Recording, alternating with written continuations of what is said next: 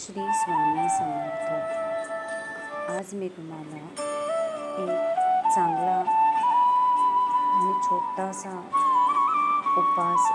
उपासना सांगत आहे, जी स्वामींच्या सेवेसाठी केली पाहिजे।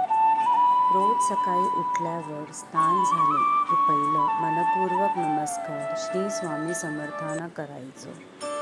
आपली नेहमी देवपूजा झाली की 5 मिनिटं शांत बसून स्वामींचे ध्यान मनातल्या मनात करायचे। स्वामींचा महत्त्वाचा ग्रंथ आणि स्वामींच्या अवतार लीला कथन करणारा आद्य ग्रंथ गुरुलीलामृत या ग्रंथाचं पूर्व पश्चिम आसन चटईवर बसून एक अध्याय शांतपणे वाचावे व मनाने वाचावे।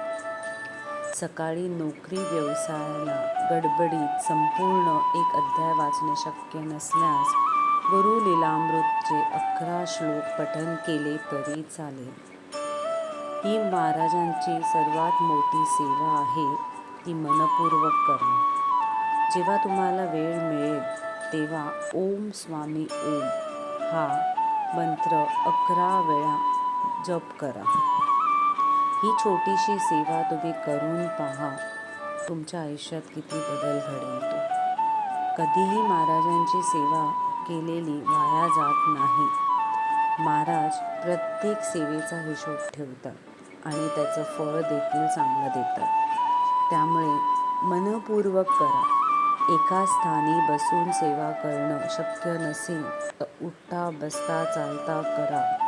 महाराज कधीच म्हणत नाही की तू माझी सेवा एका ठिकाणी बसूनच कर तरच मी तुझं ऐकेन, असं काही नाही आहे।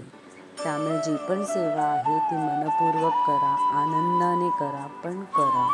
श्री स्वामी समर्थ। त्यांना पण असं करू शकतात ते पण